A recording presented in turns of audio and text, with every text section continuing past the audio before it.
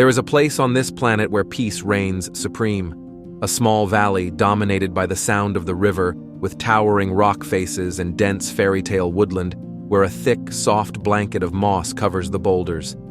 A place where man and nature can coexist in harmony thanks to a lifestyle from a bygone era. A valley only inhabited in summer, offering breathtaking views and a rich history. No, not Tolkien's Middle-earth, but Valle Bavona, a small side valley, about 10 kilometers long, that branches off the Maggia Valley at Cavergno and climbs to San Carlo. There are 12 villages called lands along the valley floor, all only inhabited during the summer, plus a hamlet abandoned for centuries due to the threat of a creeping landslide. These recall to mind those villages in children's storybooks, tight groups of small houses and stables hugging the land and nestled between towering vertical rock faces. They all help keep the secrets buried under the boulders in this valley. The fields around these settlements were once far more extensive, but have been destroyed by river floods or buried by landslides over the years. Valle Bavona is a valley best explored on foot. A drover's route passes through the 12 villages, letting you see with your own eyes the remaining traces of a bygone era in a landscape of extraordinary rugged beauty.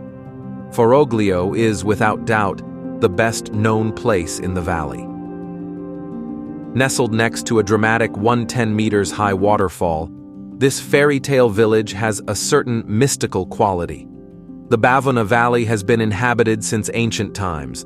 However, people ceased to live here all year round in 1500 or thereabouts, as natural disasters and the consequent environmental degradation made living conditions unsustainable. The valley inhabitants were forced to settle permanently in Cavergno and Bignasco, and only return to the Bavona Valley in summer. Hence the tradition of transhumance here, the seasonal movement of livestock and people from the valley floor to the mountain pastures.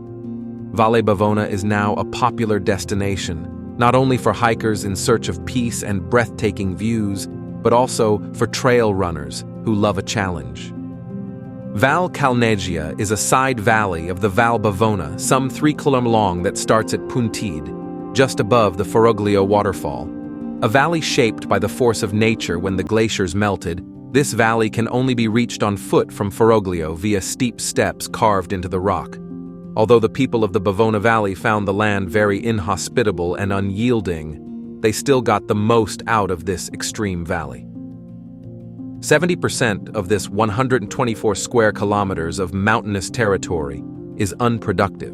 Boulders and rocks are everywhere, and only 1.5% of the total valley area is actually cultivable.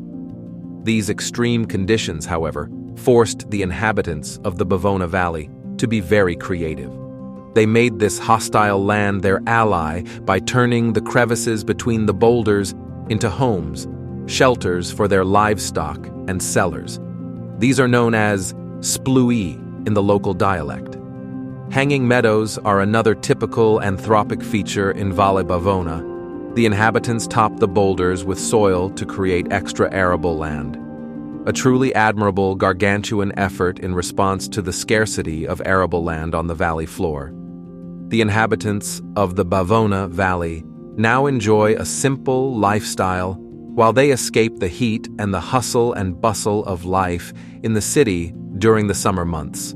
3 hydroelectric power plants in the Bavona Valley produce an abundance of electricity. Yet all the villages here, apart from San Carlo, are still not connected to mains electricity. Many inhabitants have installed solar panels or a centralized natural gas tank.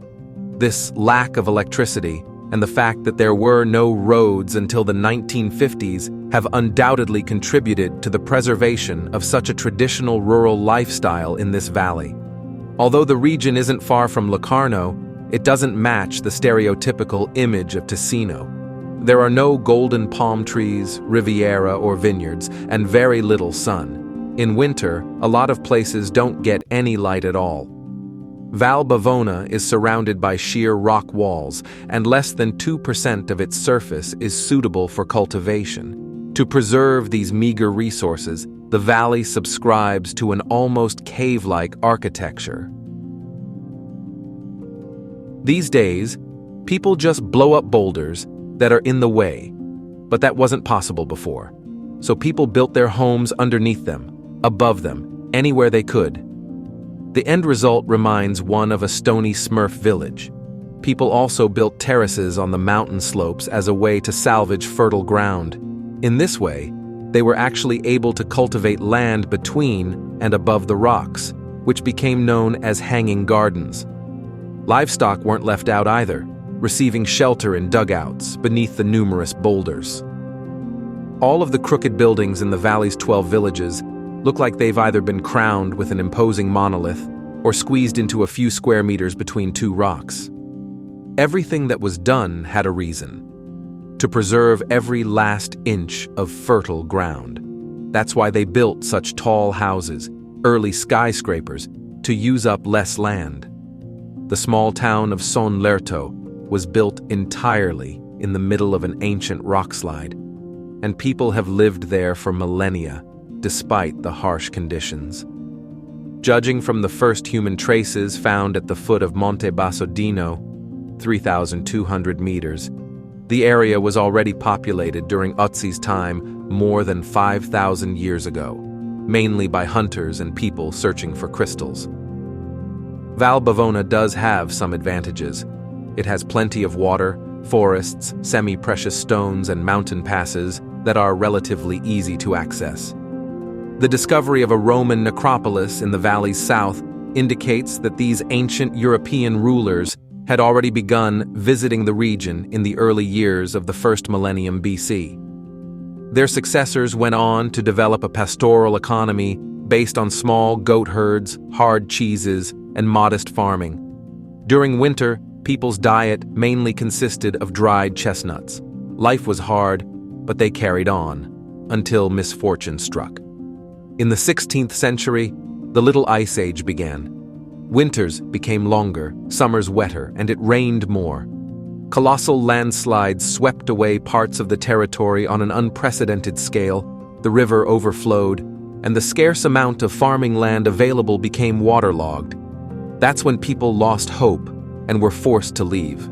Since then, the place has barely changed. People who had to leave settled at the bottom of the valley and only used their old houses during summertime. By returning to their previous dwellings in summer, the valley's farmers have stuck to the basic principle of transhumance. Although these days they only invest in their winter homes. Coupled with the fact that there weren't any roads until the 1950s, this means that the villages have kept their original rudimentary look. Inhabited only during summer, the small villages appear frozen in time in their craggy, unassuming setting, still without electricity. This last point is hotly debated in the valley on a regular basis, with some in favor of connecting the villages to the grid. But all the talk never leads anywhere. It isn't really seen as a big disadvantage. People are used to doing without electricity. They use wood and candles instead. It's also a way of returning to their roots. Although the odd blue square peeking out from amongst the stone roofs shows how the valley's traditional way of life can benefit from the occasional solar-powered boost. Val Bavona's biodiversity, kitchen gardens growing on boulders, and abandoned rural landscape all symbolize a heritage that needs to be protected. The valley was also chosen to illustrate the 2020 chocolate gold coin, an initiative of the non-profit organizations Swiss Heritage Society and Pro Natura.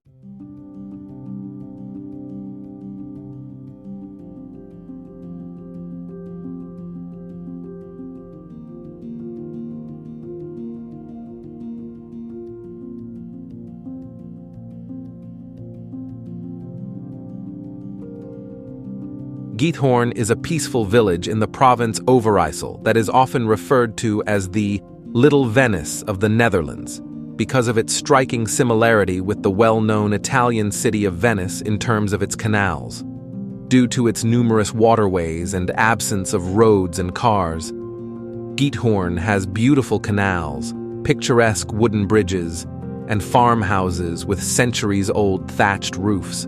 Altogether, it gives a unique fairy tale vibe. Giethorn has a population of only about 2,800 people. Like many other places in the Netherlands, farming and agriculture are a major part of the local economy. But Giethorn's main industry is tourism these days. While it's not near much else, the town receives about 1 million tourists per year that come to see the canals and the famous car-free village. The Giethorn village was founded in the 13th century and was primarily occupied by a farming community. These farmers, while farming on their fields, unearthed large quantities of goat horns buried underneath the ground in the region. These horns were estimated to have belonged to the wild goats that were drowned in the flood of 1170. The village then received its name, Gatenhoren, referring to the goat horns discovered here. The name was finally shortened to its present form of Giethorn. It was also this time when the water continually defined the history and landscape of the village. Lakissarusi around the town, and the peat diggers dug ditches and canals, which resulted in the structure of the village. The village's tourism potential came to notice after 1958, when the Dutch filmmaker Bert Heenstra shot his popular comedy, Fanfare, in this same village. The Giethorn village is extremely picturesque, with 4 miles of canals and 50 short wooden bridges spanning the canals. The canals of the region actually represent pits dug by the villagers to extract peat and, in the long run, accumulated rainwater to form numerous shallow lakes and ponds. But the boats here are very different. Oars, motorboats, boats, kayaks, gasoline and diesel fuel banned in Giethorn, whisper boats, a form of uniquely designed boats which run on electricity, quietly ply upon the canals of Giethorn, and do not create any form of noise pollution in the village. The village is occupied by a small population of around 2,620 inhabitants. There are nearly 200 little bridges scattered across town, most for the sole purpose of providing walking access to individual homes from the main road or footpath. Human-powered punts, canoes, and kayaks also skim across the waters of Giethorn's many canals. Shops and restaurants along the village's canals all have their own docks for boaters to anchor their boats while they enjoy a sumptuous meal or splurge in shopping for local goods. Tourists can enjoy a number of activities in the Giethorn village. Kayaking or canoeing around the peaceful village, seemingly always surrounded by greenery and unique architecture, is extremely relaxing. Interesting shops selling fossils and crystals, a museum on scuba diving, and several restaurants serving regional delicacies in picturesque settings are all major tourist attractions in the village. Unsurprisingly, the canals here are a huge draw. Most tourists come with the intention of going for a sail. After all, it's the most scenic way to soak in all the beauty. That means major demand for boats, especially during the peak summer months. It's quite lovely to explore on land, too. True to tradition in the Netherlands, Giethorn has both cycling and strolling paths, including a 9.5-mile walking route that runs through the village and countryside. Many visitors choose a canoe excursion to see the lakes, ponds, reed beds, and peatlands in the neighboring Via Ribbenveden National Park. There's also an idyllic hike called the Silent Kirche Vida route, though the majority of travelers opt to visit Giethorn as a day trip from Amsterdam. It's possible, and quite pleasant, to spend the night. Some actually prefer this because it gives them a chance to not only wander around before the day trippers roll into town, but also savor a few moments of quiet after most have left for the evening. In Giethorn, 39 houses are national, 21 are municipal monuments and therefore protected by the state. Among them are several churches, farms, country houses, a school, mills, pumping stations. In addition, There are several museums on the territory of the settlement. The most interesting of them is the Museum Boerderisch te Oldemat Oes Farm Museum of Folklife, which is located on Binnenpad 52. Here, you can personally see how the locals lived several centuries ago, visit all the rooms and cellars, learn how peat was mined and caught fish, housekeeping, hear about different crafts. It will be interesting to look at the place for washing and drying clothes, a windmill for pumping water. There is also a small cinema here, where old footage from the life story of Geithorn is shown. Another museum, the Old Earth de Oud-Aard at Binnenpad 43, has an exhibition of precious and semi-precious stones and minerals. In order for the visitor to see their beauty and radiance, the lights around the exhibits periodically go out. Various fossils are also on display, including the ostrich egg, the world's largest fossil egg. On the territory of the museum, there is a terrarium where you can admire turtles and crocodiles. The settlement has managed to maintain its authenticity. Little has changed here over the past 2 centuries. There are still many one-story houses covered with thatched roof. Only the very wealthy could afford roofing tiles, while reed was grown everywhere. Times are different now, and therefore houses with thatched roofs are much more expensive than dwellings with tiles, since they are Dutch classics. Another feature of the settlement is the huge number of goat horns, which are a reminder of what the village was named after. They can be seen on the walls of houses, on the fence, on the roof. Due to the fact that nature has been so well preserved over the years, the entire village looks like a giant park, or more precisely, a botanical garden. Apart from tourists, who are often amazed by the beauty of the place, the only noise is caused by birds and plants swinging as the wind blows.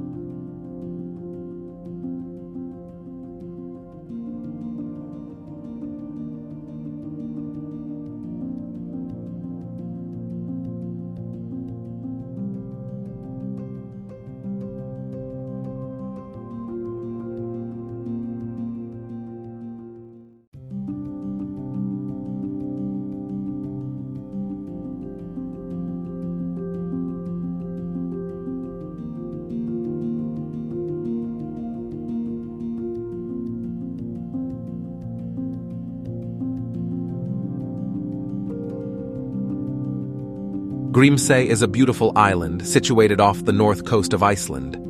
The stunning island stands afar and alone on the horizon. Grímsey can be truly called an Arctic part of Iceland. Grímsey receives multitudes of Arctic Circle fanatics who want to check off this experience on their wish list. Grímsey, being the only part of Iceland lying in the Arctic Circle, has made it quite popular, and nobody wants to return home without giving this place a good one-day look. The Arctic Circle is something that will remind you of 7th grade geography. It is an imaginary line that circles around the top of Earth. But what makes it so special is that the north of the Arctic Circle receives at least one day of darkness and one day of full sunlight, also called midnight sun and polar night. These unique conditions have given the northernmost region of the Earth that name of Arctic. The Arctic Circle passes through 8 countries and 2 continents, namely Finland, Sweden, Norway, Russia, the US, Canada, Greenland, and Iceland. However, the Arctic Circle is constantly shifting, about 15 miles northwards every year, and will pass Grímsey by around 2050. So, visit Grímsey before it's completely gone into some inaccessible hinterland. It is a blue cliff that stands amidst the waters of the wide Arctic vicinity. Grímsey Island is spread over 5 square kilometers, located about 40 kilometers off the north coast. The highest point in Grímsey stretches approximately 105 meters. This stunning island is part of the Akureyri municipality. With a modest population of 100 people, Grímsey Island will be a unique experience for tourists. The lush green island is blessed with enriched bird life. Grímsey hosts various species of birds, and that too in a large number. You will be surprised to know that at Grímsey, seabirds outnumber locals by around 10,000 to 1. Their numbers are so prevalent here for several reasons. First, The Arctic seas around the island have plenty of fish, meaning the birds have plenty to eat. Secondly, hunting the birds and the collection of eggs have also been minimized in the last half-century, although the traditions do still continue. Finally, there are no mice, mink, or rats, meaning the eggs can lay safely in the low grass. In other parts of Iceland, these invasive species have caused stagnation and even depletion of some bird populations, who before their introduction only had to contend with Arctic foxes. The main attraction is the Atlantic puffins that reside on the island. Most of the visitors come to Grimsey in the summer to see the puffins. You will find no puffins here during winters. Black-legged kittiwakes, auks, thick-billed moray, razorbills, and northern fulmar are included in the wide range of other species found on the island. An old legend tells that once upon a time the island was only inhabited by trolls and giants, until they were slain by a man called Grimur.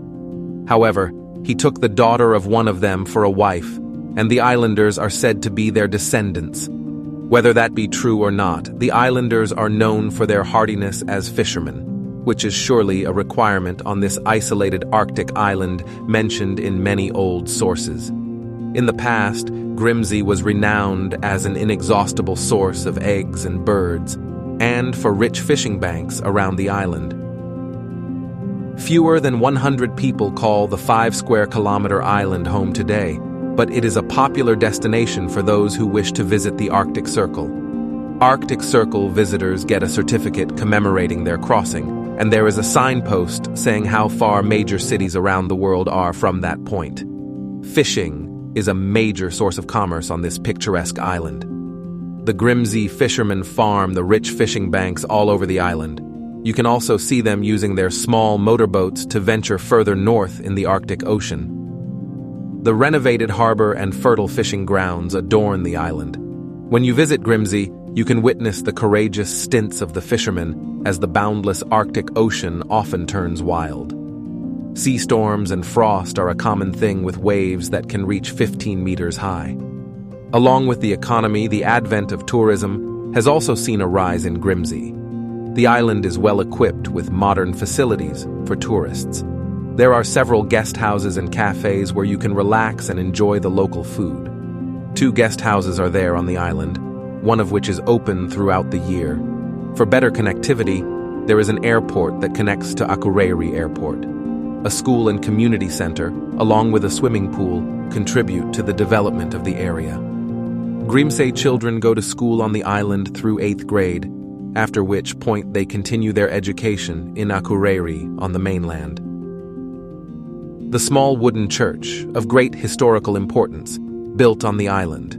The Catholic Bishop of Iceland, Jón Ögmundsson, built an older church almost 900 years ago.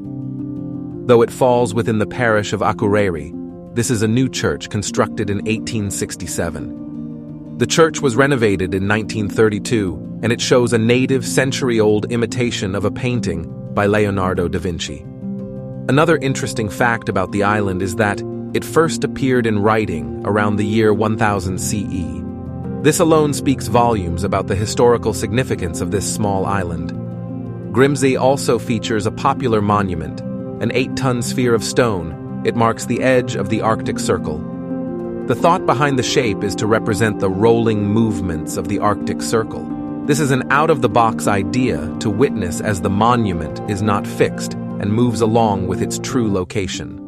The cliffs on the east side of the island are the highest, towering from 60 to 100 meters. In the old days, the basalt cliffs served as a major source of food as locals collected eggs along the rifts. It was a tenuous task. A rope would be lowered 60 meters down from the edge of the cliff while the individual collected eggs. There was a great risk that the rope would break or a large rock could break off, hitting and killing the climber. Today, the egg collection practice is safer and more modern, but the cliffs are a reminder of the past and the importance they served to feed the island. Bright yellow and close to the cliff's edge, Grimsey's Lighthouse is one of the most significant buildings on the island. It was built in 1937 and is situated on the southeast corner of the island. It was originally operated manually with a gas lamp that had to be turned on and off by hand. Today, the lighthouse is automatic and still plays an important role in directing boat traffic along the coast.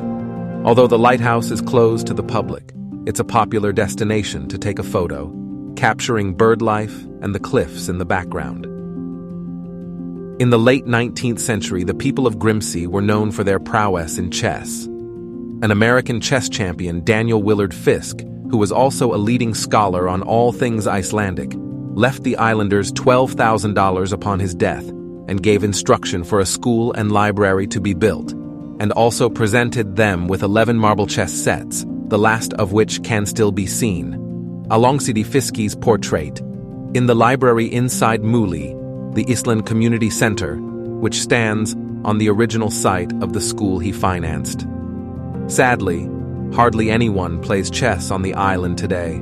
There's just one road on Grimsey, which runs the length of the west coast from the lighthouse at its southernmost point, Flesjar, through the village to the small airport at Basar, a total length of 3 kilometers. Because of the island's geographical position, the number of daylight hours differs greatly from season to season. On the shortest day of the year, daylight lasts for 2 hours and 15 minutes, while for a month in summer, the sun never sets, and it is bright right around the clock. Grimsey is not good for tight schedules. The uncertainty of getting on and off the island is exactly why this island is such a special place. Yes, flights and ferries are scheduled to be frequent and regular, but everything depends on the severe mood swings of island weather.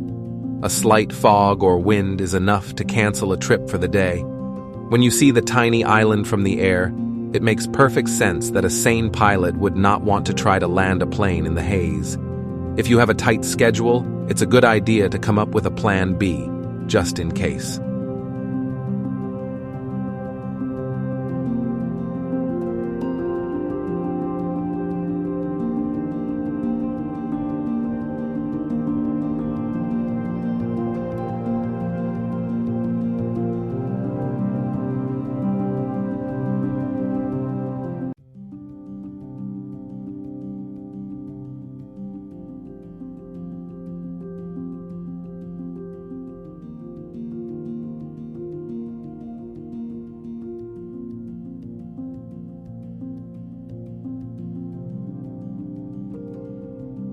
The present-day city of Guilin has a long history. The city has been settled under various names for thousands of years. It is situated on the west bank of the Lee River and borders Hunan to the north. Its name means forest of sweet osmanthus, owing to the large number of fragrant, sweet osmanthus trees located in the region. Throughout its history, Guilin has served as a vital center for trade and governance in the Guangxi-Zhuang Autonomous Region and beyond. Its idyllic and fertile valleys have made it an ideal environment for agricultural cultivation, while its location along the southern route from Hunan has helped cement its status as an important trade hub.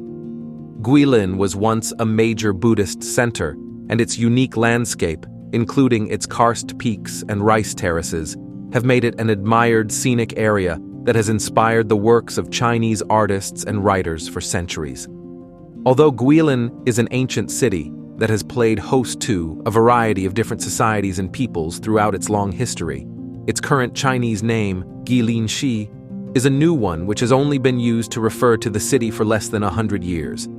The earliest traceable inhabitants of what is now called Guilin were the Zhengpian people, who were part of an ancient matriarchal society that existed 10,000 years ago.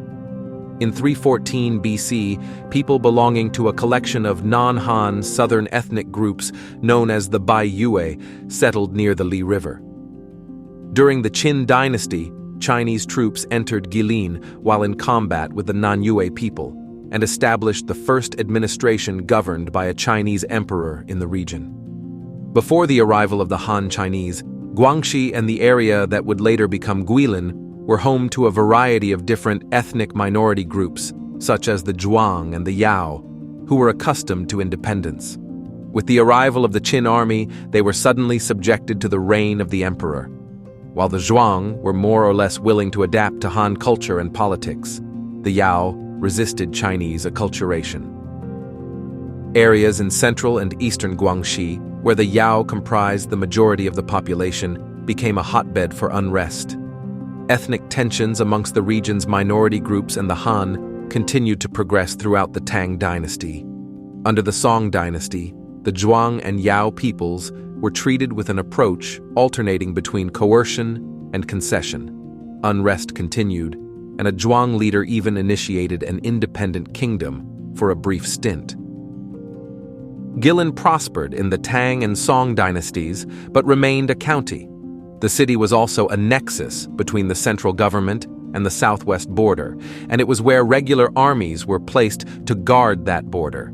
Canals were built through the city so that food supplies could be directly transported from the food-productive Yangtze Plain to the farthest southwestern point of the empire. Guilin has always been a handicraft center, but until 1949, the only signs of modern industry were a thermal power plant, a cement works, and some small textile mills. Since the 1950s, Guilin has developed industries engaged in the manufacture of electronics, engineering and agricultural equipment, medicine, rubber, and buses.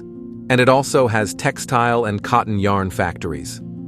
Food processing, including the processing of local agricultural produce, remains the most important industry.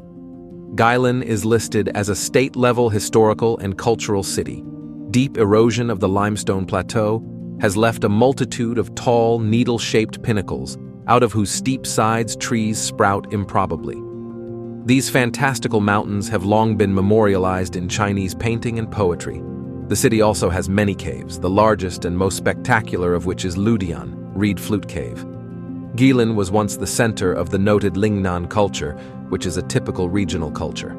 However, the current center of the Lingnan culture refers in particular to Guangdong province.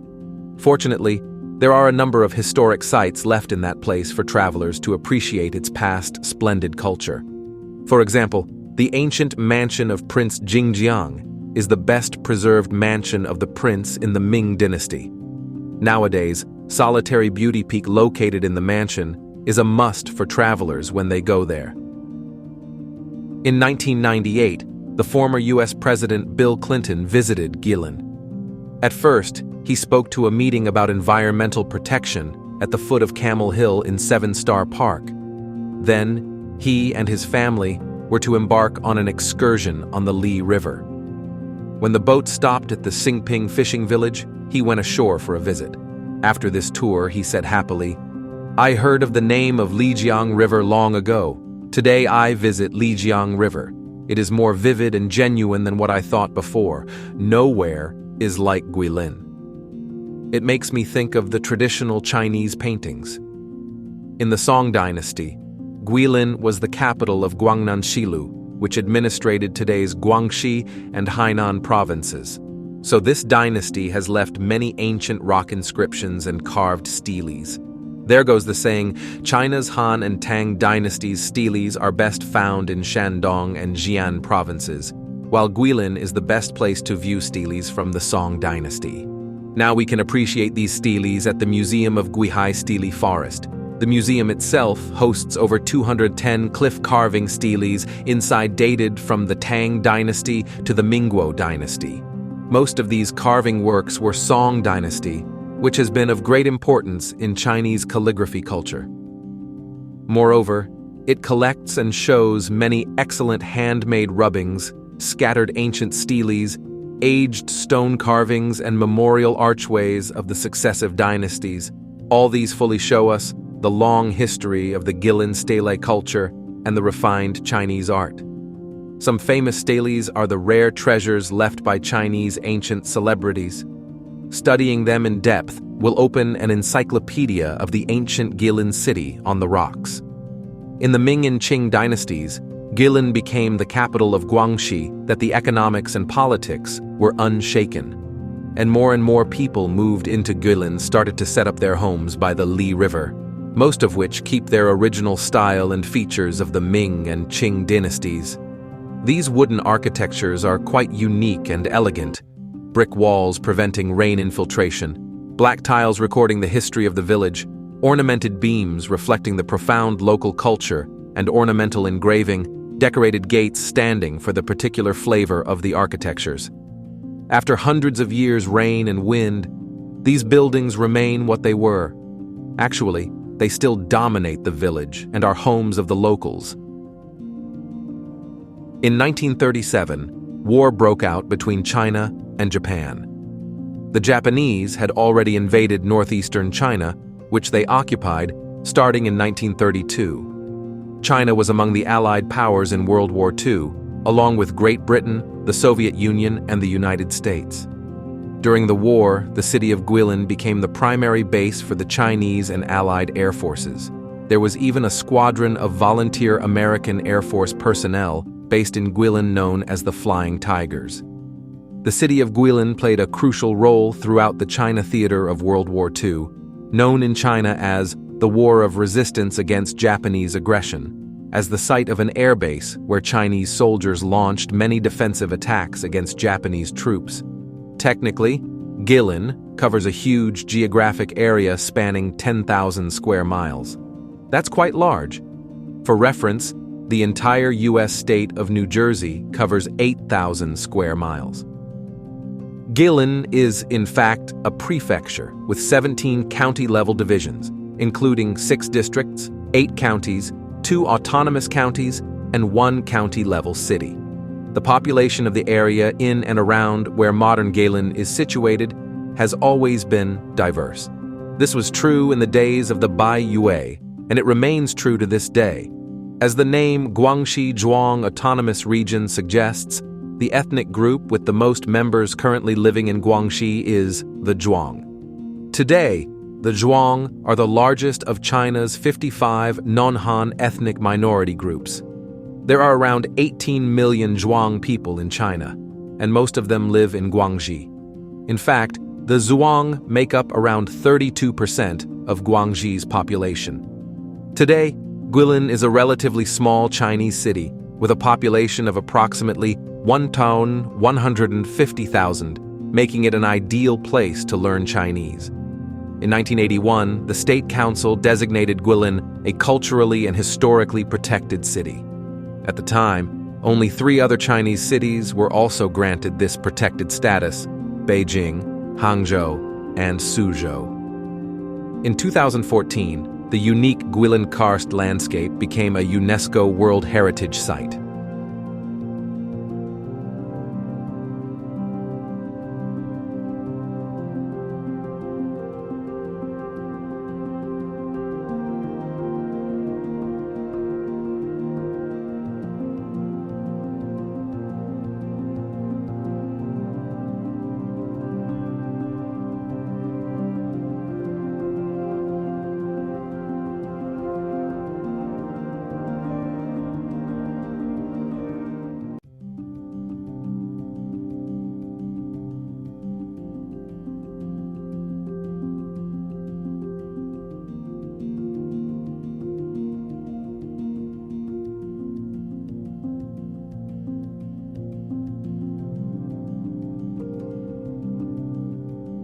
Naarden Vesting is a jewel, situated in beautiful wooded countryside and in the center of one of the few remaining star-shaped forts surrounded by water. The town has narrow cobblestone streets, pavements of red brick, and historic buildings that are architectural gems. Naarden dates back to 887, but over the centuries storms caused flooding, which resulted in the village being rebuilt in a new location on higher ground where it remains until today. One of the best preserved fortified towns in Europe, Naarden's star-shaped fortifications, complete with bastions, moats, and double walls, are a sight to behold. The aerial view of Naarden is awe-inspiring, but walking through the well-preserved gates and along the ramparts is an equally impressive experience. During the 13th and 14th centuries, a couple of monstrous storms swept over Holland. Hundreds of thousands acres of land were washed away, and a giant inland sea was created, the Southern Sea, Zui der Zee. Like many others places, the old town of Naarden, also heavily damaged during one of the many wars of the time, was abandoned and given to the sea in the year 1350. Surprisingly swiftly, the refugees created a complete new town, a couple of miles inland on higher ground. It rapidly became the regional capital and a prosperous merchant town and center of textile industry. In 1572, the city was sacked and burnt down, and only 60 people survived the massacre of Naarden. The massacre was committed by Spanish soldiers against the townspeople of Naarden as part of a punitive expedition against Dutch rebels, later known as the Spanish Fury. The destruction of the city galvanized the Dutch rebels, leading them to continue the Dutch War of Independence against Spain. The moat and walls have been restored on numerous occasions, most notably during the French era, 1795 until 1814. After the Battle of Leipzig, 1813, the Netherlands were liberated by an allied force of Dutch, Prussian, and Russian armies. During this period, Naarden was besieged for months since the French commander didn't believe that Napoleon was captured. In May 1814, the French soldiers left the city in a retreat with honor. After the siege with Naarden back in Dutch hands, the fortifications were completely redesigned, and Naarden took on its characteristic star shape. The new fortifications were completed in 1685. Since then, the fortress has remained virtually untouched. The 19th century was a period of great technological advances, not least in military technology. These developments had a profound impact on the design of fortifications. The introduction in 1860 of rifling, i.e., helical grooves cut into gun barrels that cause projectiles to spin, had a massive impact on the range, accuracy, and penetration power of artillery. Unprotected masonry structures were easily destroyed. To protect walls and buildings from artillery fire, they were covered with a thick layer of protective earth. After 1873, all the buildings built in Naarden were designed to be bomb-proof from the ground up. Only the monumental facades were left visible. These faced away from the attacker and were out of reach of enemy fire. The heavy artillery of the First World War marked the end of Naarden's role as a fortress, and the city ceased to serve a military function in 1926. Underground is a gunpowder room, and brick and mortar bomb-proof buildings covered with earth, casemates. Soldiers worked and slept here, patrolling a 61-meter listening corridor from where they could hear enemy movements. They wore soft footwear, no hobnailed boots, to ensure that no sparks ignited the gunpowder. The great church, Grote Kerk, in Markstraat dates from the 15th century. Prior to the Protestant Reformation, it was named for St. Vitus. It is one of the oldest surviving churches in the Netherlands, having had the good fortune to survive the Spanish invasion of 1572 and the subsequent burning of the town. The church has numerous wooden vaults that are painted with scenes from the Old and New Testaments. These were hidden for many years and were only rediscovered in a recent restoration. The church is the venue for a number of cultural activities, such as organ music nights and the biannual Naarden Photo Festival. The Spanish House, Spaanse Huis, situated at Turfpoortstraat 27, was originally a church building converted to house migrants. In 1572, Spanish troops conducted a massacre of some 700 inhabitants who had gathered to hear a peace proposal. The Spanish then fired on the assembled citizens and went on to set fire to the town. A plaque above the lintel of the door and below the eaves commemorates the massacre. In 1615, after the population had re-established itself, they built the city hall on the site. Part of the building was given over to De Weeg, the scales house, the municipal office entrusted with the verification of weights and measures. The building later served a French garrison as a bakery, turning out over 1,000 loaves per day.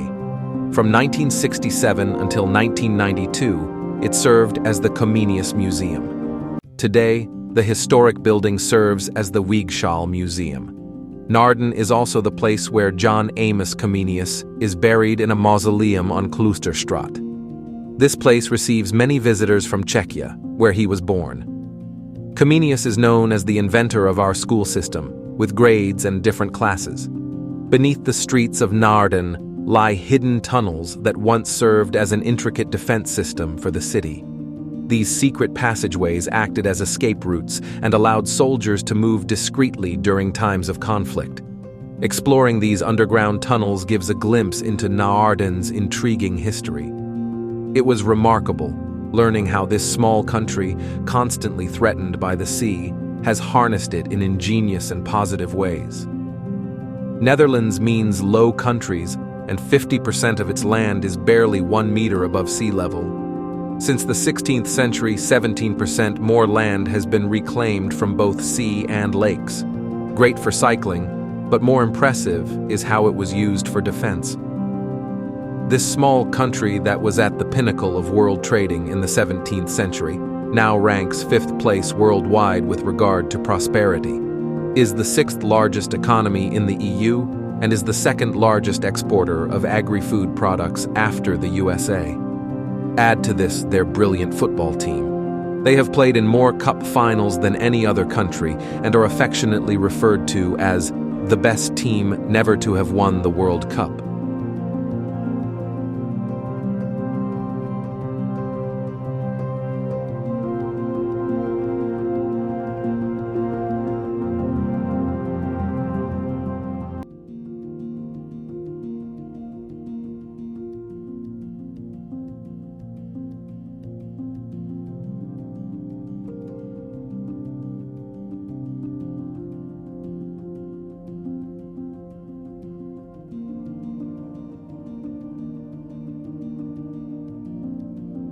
The United States is no stranger to ghost towns. But the ghost towns that the United States is mostly famous for are the many boom-bust ghost towns of the gold rush eras, as well increasingly the declining cities and towns of the Rust Belt. There are ghost towns all around the world, and sometimes these are very different from what one may expect in the United States. Hutuan is a ghost village in China that is being reclaimed by nature and is likely to be the next Instagrammer craze. It stands as a contrast to well-known American ghost towns like Bodie in California. Hutuan is an abandoned Chinese fishing village on Shengshan Island, around 40 miles east of Shanghai, China. Shengshan Island is one of a chain of 400 islands of the Shengsi Island group. In its heyday, the island was home to over 2,000 fishermen and other residents, but was abandoned in the early 1990s. The village was abandoned mostly due to problems with education and food delivery to the island. Also during the 1990s, the rather small bay became increasingly unable to meet the growing fish industry's needs. This also pushed the resident out, as they started to migrate to the Chinese mainland in search of better employment and a better life. The story of Hutuan is a common one in China that has experienced massive urbanization in the last few decades. Mother Nature slowly reclaimed its belongings, and soon after, greenery swallowed up the uninhabited village. The dilapidated houses became ivy-covered after the great exodus of residents. The then popular fishing village is now blanketed with greenery and covered in creeping vines. The ghost town is now filled with an eerie silence save for the chirping of birds, mosquito buzz, and the ocean breeze. Vegetation climbs walls, breaks through doors and windows covering all in green. Narrow paths become even narrower and more dangerous to negotiate. Parts of the village are permanently inaccessible, adding to the mystical feel.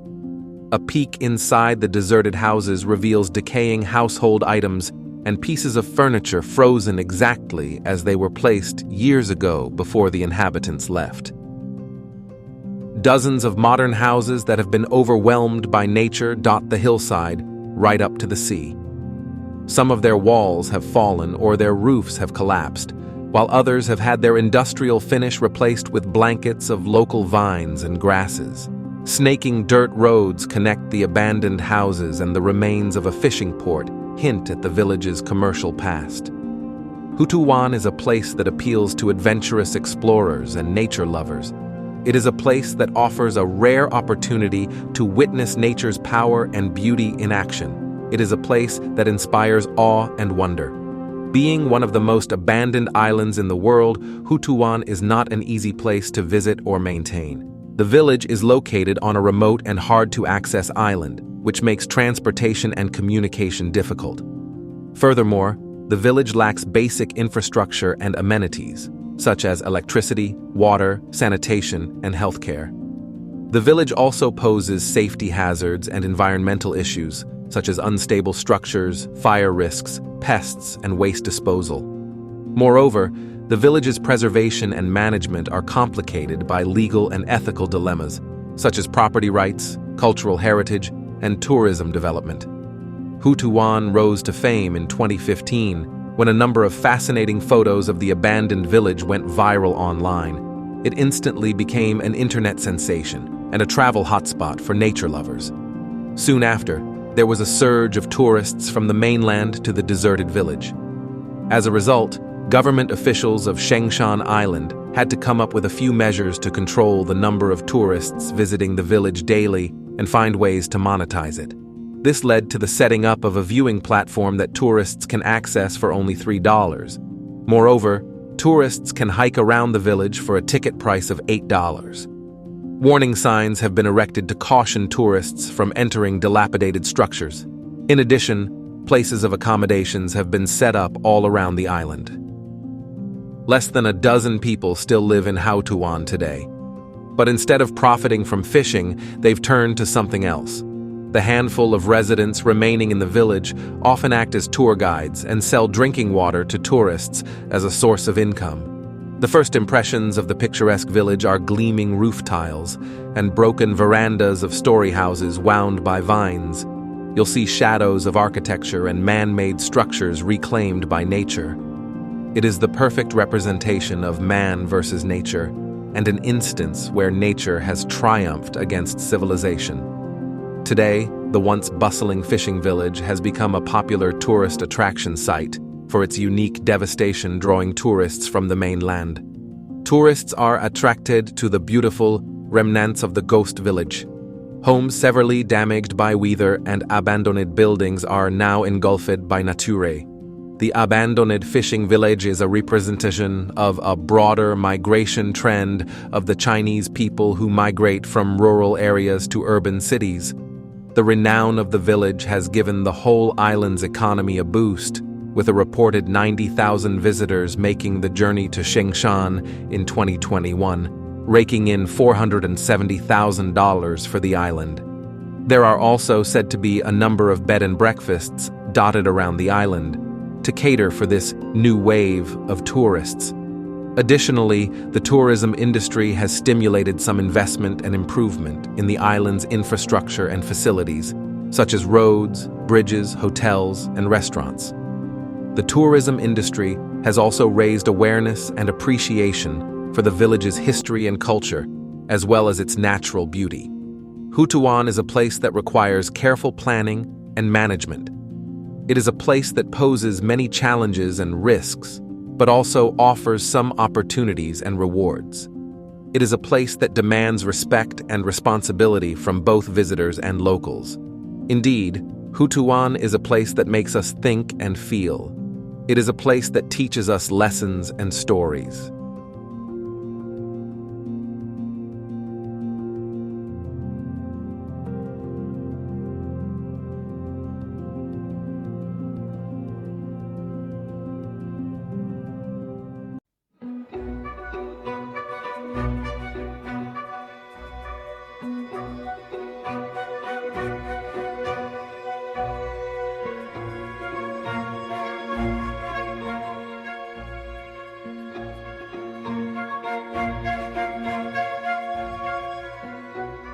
Often referred to as the City of the Dead, the village of Dargovs is considered to be one of the more mysterious sites in Russia.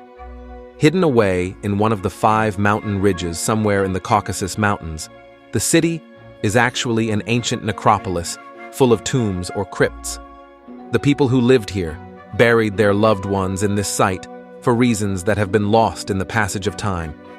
Considered one of the creepiest places in Russia, sitting on the graves of 10,000 bodies. Many myths and legends surround the site, and in the past, local people refused to go here out of fear that they would not come out alive. Some sources say the oldest crypts dates back to the 16th century and were made due to a plague that swept through the area, decimating the population. Dargavs is located in the Republic of North Ossetia in southern Russia. The site sits on the slope of a hill overlooking the Fyagdon River. It lies in the middle of a mountain valley which stretches over 17 kilometers with 4,000-meter peaks looming above the village. The first mention of the site dates back to the beginning of the 14th century AD, when the ancestors of the modern-day Ossetians settled down on the mountain ridge. Since the land was so expensive, it is said they were forced to choose the windiest and most unserviceable place imaginable. However, at one time, this area was also the center of the largest population in eastern Ossetia. The necropolis looks like the remains of a medieval village, with small dwellings grouped together on a grassy hill. The grassy hill that Dargavs is located on is dotted with little white buildings. These white house-like structures are stone crypts, and the necropolis has almost 100 of them that rise up the hillside in a very organized manner. At the back of the entire complex is a watchtower whose top part has been destroyed. It is said that the tower was placed there to watch over the resting souls. The tombs themselves are shaped like huts, with curved roofs going inwards in steps and pointed peaks at the top, typical of Knack architecture. Some of the bigger crypts are 2 to 4 stories high, and the smaller crypts have flat sides on the front. Several crypts have no roofs at all. On the inside of the larger crypts, there is a pyramidal groin vault complex that holds up the roof. The smaller crypts have pointed barrel vaults. These pyramidal and conical roof vaults are built of slate in the form of stepped ledges. The walls are made up of stone blocks and mortared, most likely with lime or clay lime, and have square window-like openings which were designed to put corpses inside. The people who lived in the valley buried their loved ones along with clothes and other belongings. Each family had a crypt, and the taller the tomb, the greater the number of people who were buried inside. Some have underground chambers, while others have 2 and even 3 floors, depending on the number of generations of family they hold. There are also common crypts, which were used for those who had no family or were from outside the village. Interestingly, it was discovered that the bodies inside the crypts were buried in wooden structures resembling boats. One was even found with an oar next to it. The mystery remains as to how and why the boats came to be there, when there are no navigable rivers nearby. One explanation is that it was believed that the departed soul had to cross a river in order to get to heaven, similar to the afterlife stories of ancient Egypt and Mesopotamia. Another interesting fact is that there are wells in front of each crypt. Many coins have been found in the ground near the complex, and it is said that when the Ossetians buried their dead, they dropped a coin in the well. If it happened to hit a stone at the bottom, that meant that the soul of the dead had reached heaven. One legend that surrounds the cemetery says that any man who dared walk in would never come out alive again. This is said to be the reason locals almost never visit Dargavs. Another legend says that the site is where a group of warriors kidnapped a beautiful girl from a faraway land. Since they could not agree on who owned her, they killed her. The gods punished the Highlanders for murder, and they slowly died from a strange disease in the tombs. The creepy city attracts tourists from nearby as well as all over the world. Although due to the difficulty in finding or traveling to the location, there are not a lot of tourists at any given time. Some say it's the local superstition that keeps visitors at bay, but those who do visit now pose the greatest danger to the city, with many taking bones and skulls as souvenirs, without realizing they are the remnants of real people. In 2018, a Moscow-based film company was forced to drop all plans to shoot a low-budget horror thriller at the village because a regional administrator reportedly got spooked by the script and refused to allow the firm to film there. Most historians believe that a plague, most likely cholera, hit the area of Ossetia sometime between the 16th and 18th century AD, one which claimed tens of thousands of lives and dropped the Ossetian population from 200,000 at the end of the 18th century. to 16,000 by the middle of 19th century. And so the necropolis buildings doubled as a quarantine site. I don't know how strictly the quarantine was enforced, but there's evidence that richer families built their own quarantine pens while the less wealthy made their home alongside the corpses. The sick would take the food relatives or friends handed through the narrow openings and wait until they either got better or added to the crypt's body count. Imagine the place as a quarantine site. Dargavs is probably one of the safest places to be. There are few people, little traffic, and none of the extreme public measures taken in nearby Chechnya and Dagestan, littered with strict checkpoints between counties and semi-legal entry restrictions for people from some of Russia's larger cities.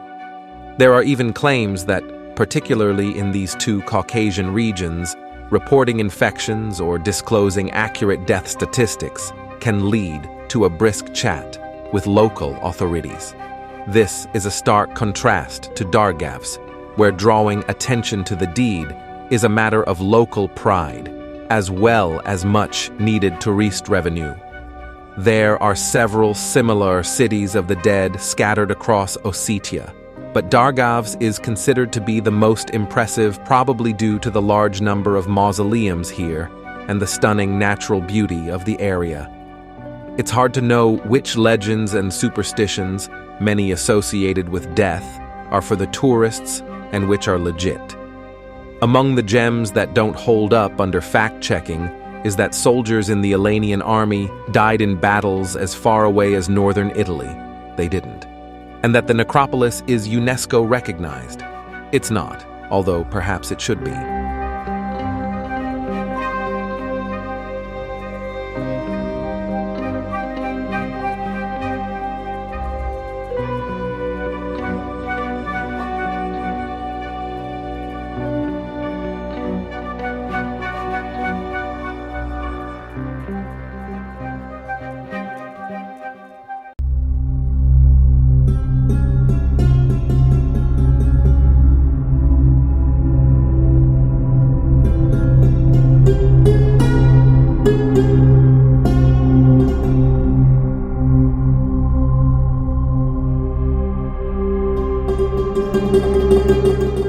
Mahunik is a 1,500-year-old village. This mysterious village, commonly known as the Land of Lilliputians, is one of the 7 amazing world's villages by its remarkable architecture. It is located in Dore rural district of Sarbashe County, South Khorasan province, near the Iran-Afghanistan border. There are 12 smaller villages around Mahunik village that altogether forms the most unique village in Iran. All the residents have inherited short stature disease from their fathers, generation by generation. While today's children of Mahunik have become taller due to healthcare houses in the villages, we can still find traces of miniature life of their ancestors.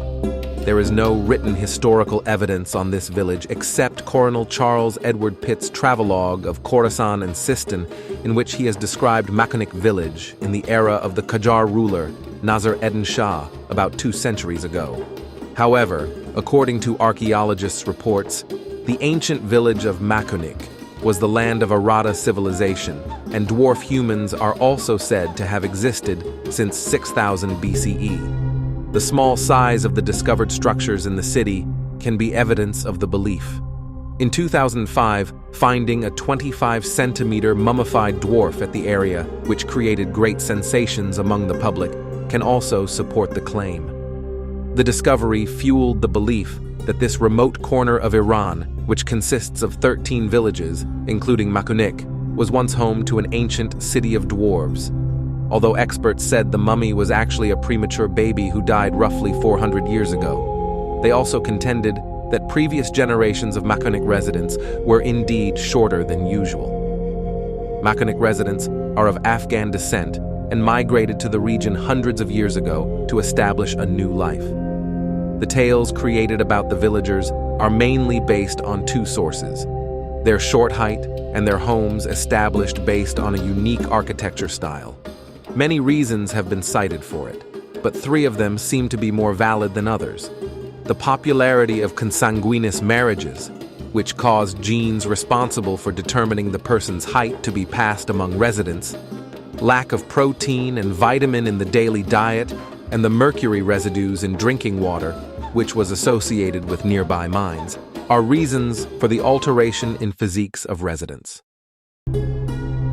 It is said, however, that members of only one of the clans of Makunik, known as Golem clan, suffer from short heights, and the rest of the villagers enjoy normal heights. Reports say the clan members' heights have gotten closer to the normal size through several generations after, enjoying better nutrition and having intermarriages with other clan members. The residents of the village live mainly on pasturing their livestock. They also depend on agriculture to some extent. Most of their agricultural products include wheat, garlic, turnip, beetroot, carrot, tomato, onion, and saffron. Some of the villagers work in a mine near Makunik. In the mid-20th century, the construction of roads and the proliferation of vehicles allowed Makunik residents access to ingredients found in other parts of Iran, such as rice and chicken. Today, the residents of Makunik have abandoned their ancient homes and are beginning to construct contemporary homes for a living. Although most of Makunik's 700 residents are now of average height, reminders of their ancestors' shorter statues still persist. Of the roughly 200 stone and clay houses that make up the ancient village, 70 or 80 are exceptionally low, ranging between 1.5 to 2 meters, with the ceilings of some as low as 1.4 meters. The interesting point about the architecture of Makunik village is that the residents of Makunik built their houses based on architectural styles that were common in the Neolithic era. The village is formed on a hilltop with short houses pressed together in the valley. The house floor is 1 meter lower than the ground level, and they have to bend down and pass the wooden doors to enter the house. Then they have to go down 1 or 2 steps to reach the house floor. Despite all this, the architectural structure of Makunik is not just bound to the small adobe and muddy houses. It has been years that today's brick wall houses have reached Makunik and have given a more modern color to the village. All the houses are next to each other into the earth hollows on the slopes of the hills due to harsh winter weather and shortage of materials in the residential context of the village. The grounds of houses are about 1 meter below the ground surface, and they have a short entrance door made of trees and difficult to enter. 1 or 2 stairs often connect the entrance door to the ground floor of the house. The houses of the village are not usually a rectangular shape, and they don't have certain dimensions. Houses are very small with 10 or 12 meter rooms. They are built of stone and soil, and their roof is covered with foliage. There are only a short entrance gate and no other opening representing the most primitive type of residence in this village. Climatic conditions and low communication with other villages are the factors of being so small and integrated. Interestingly enough, each home accommodated a man with 2 or 3 wives and 3 to 8 children. Meanwhile, there was a small living quarter known as the sitting room for entertaining their guests, aptly named as "I was forced to sit" due to the low ceiling.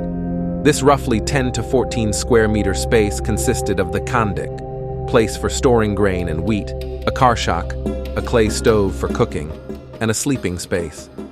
Lack of height wasn't the only reason why these people built smaller houses. Having a tiny home meant fewer building materials were required, which was convenient as domestic animals large enough to pull wagons were scarce and proper roads were limited.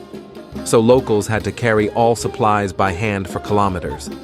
Smaller houses were easier to heat and cool than larger ones, and blended in more easily with the landscape, making them harder for potential invaders to spot. Life in the village still isn't easy. The little agriculture that existed has declined in recent years due to drought, forcing younger residents to look elsewhere for work. Nowadays, young people go to nearby cities for work and bring back money and food. The women do some weaving, but aside from that, there is no work. Meanwhile, older residents have had to rely heavily on government subsidies. Despite the difficult circumstances, people are hopeful that interest in the village's unique architecture will lure visitors and that tourism will create more jobs and business. For now, though, it is what it is. But things are better now than they used to be before. Before people were short and stocky, and now they're tall and lean. Here are 3 narrations about the name of the village. Some say it's called Makunik because of the cool weather it has. On the other hand, some people believe the name comes from a gap in the mountain near the village. Others believe that Makunik is composed of 2 words, namely moon and Dekunik, Pahlavi language, which consequently means the land of the moon.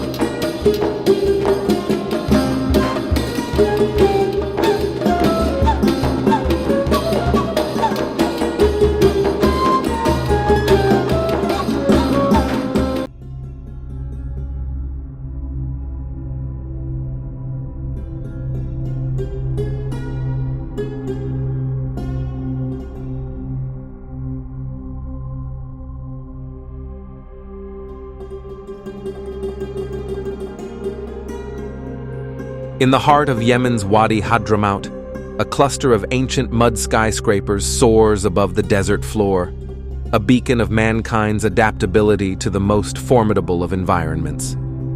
At the edge of a desolate expanse of desert known as the Empty Quarter, the 16th century walled city of Shibam remains the oldest metropolis in the world to use vertical construction. Once a significant caravan stop on the spice and incense route across the southern Arabian plateau, in the 1930s, British explorer Freya Stark dubbed the mud city the Manhattan of the desert due to its density of high-rises, a characteristic unseen in Western cities at the time, especially given the structure's age and their creation without the aid of professional architects or engineers. Every aspect of Shibam's design is strategic. Perched upon on a rocky spur and surrounded by a giant flood wadi, its elevated position shields it from flooding while maintaining proximity to its primary source of water and agriculture. The city was built on a rectangular grid behind a fortified wall, a defensive arrangement that protected its inhabitants from rival tribes and offered a high vantage point from which enemies would be seen approaching. The mud brick high-rises, which stretch up to 7 stories high, were constructed from the fertile soil surrounding the city. A soil, hay, and water mixture was fashioned into bricks and left to bake in the sun for days.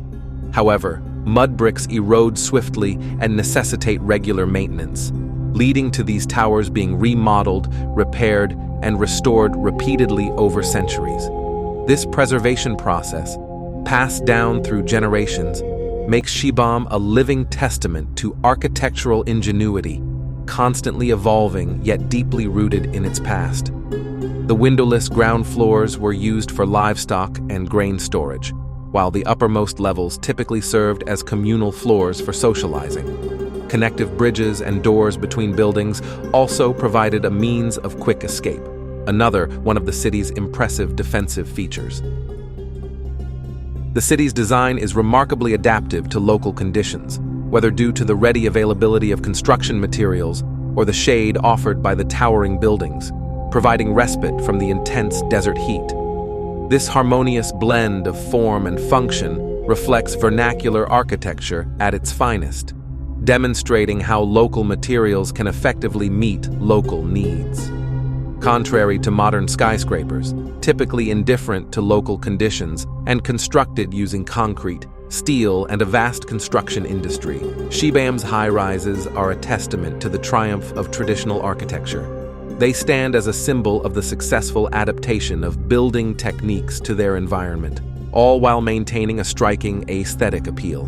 Shibam was a significant hub in the interconnected world of the ancient era. Known as Arabia Felix, or Fertile Arabia, Yemen was a vital player in the trade network of spices and other goods, with Roman historians such as Pliny the Elder and Diodorus, documenting the region's importance. The city of Shibam has been continuously inhabited since its inception, serving as a caravan stop for inland traders carrying spices to the coast. As an important stop on the spice and incense trade route, Shibam emerged as a beacon of wealth in the southern Arabian plateau. The city began as an enclave for rival families seeking prestige, political power, and protection from Bedouin thieves. The notion of stacked housing quickly became the architectural modus operandi, and thus began the construction of hundreds of mud brick buildings. The solution, the contiguous tower houses, eliminated vulnerabilities from attack, while simultaneously exhibiting the wealth of the residents. Shibam was built atop the pre-Islamic capital of Shabwa after its destruction in 300 AD, largely leveling the former community. A few fragments remain from the earliest construction in Shibam, including a mosque built in 904 and a castle built in 1220. However, the city was largely rebuilt after 1532, when a devastating flood swept the region, crippling the foundations of the city's ancient towers. Despite its strategic location on the highest point of the Wadi floodplain, Shibam has frequently been the subject of flooding, prompting the fortification of its outer walls. These skyscrapers house around 7,000 people and are built very close to each other. The whole city is surrounded by a wall. It's amazing to see that just mud and wooden beams are used to build these houses.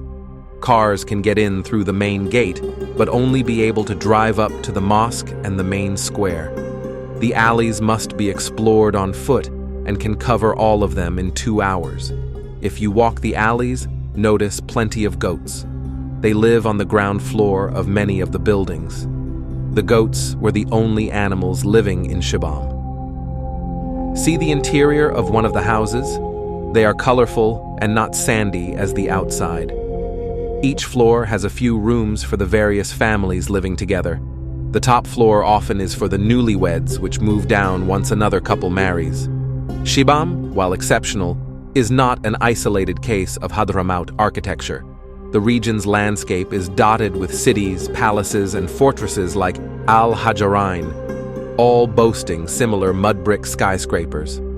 Other examples include Wadi Dawan and the tiny village of Haid al-Jazal, constructed on an escarpment at the bottom of a narrow wadi.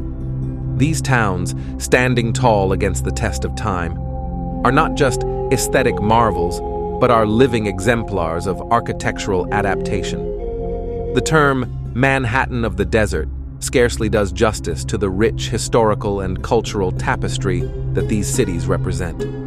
They are not just centuries-old skyscrapers, but living, breathing testimonials to the supreme example of vernacular architecture. These ancient skyscrapers have endured for centuries, thanks to their inherent design philosophy of continual adaptation to local conditions. Each generation that has lived here has contributed to their maintenance and preservation, passing down the knowledge and techniques necessary to sustain these structures. This cycle of adaptation and preservation makes the city of Shibam and its neighboring towns in Hadramaut a living, evolving embodiment of their historical, cultural, and architectural heritage. In 2008, a tropical cyclone flooded Shibam, damaging several structures and threatening to topple its earthen towers. The city is under man-made threats as well. In 2015, Shibam was added to the list of World Heritage in Danger, along with 2 other sites when a violent civil war erupted in Yemen, thrusting the country into an ongoing humanitarian catastrophe. Historic buildings sustained significant damage during heavy bombing in Sana'a and remain at risk from armed conflict. In addition to causing terrible human suffering, these attacks are destroying Yemen's unique cultural heritage, which is the repository of people's identity, history, and memory, and an exceptional testimony to the achievements of the Islamic civilization. Yemen is in the grips of a war between Iran-backed Houthi rebels, who control the capital, and a beleaguered government supported by a Saudi-led military coalition. Shibam is controlled by the internationally recognized government, But while it has largely been spared direct conflict, it has not escaped the effects of the war. Shibam bears witness to the cultural identity of the people of Wadi Hadramaut and their former traditional way of life. The attributes that carry outstanding universal value, including the city layout, the city skyline, the city wall, the traditional buildings, and the relationship between the city and its surrounding landscape, continue to be maintained. Authenticity is threatened indirectly by outside disruptions, and in certain cases, by the general tendency in Yemen of replacing traditional materials by concrete structures.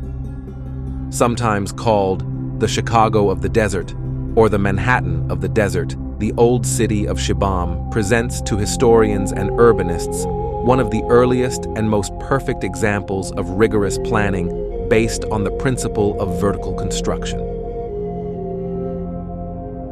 Credited as the home of the first high-rise apartment buildings, Shibam has become a symbol for the rise and resilience of Middle Eastern culture in the desolation of the surrounding desert.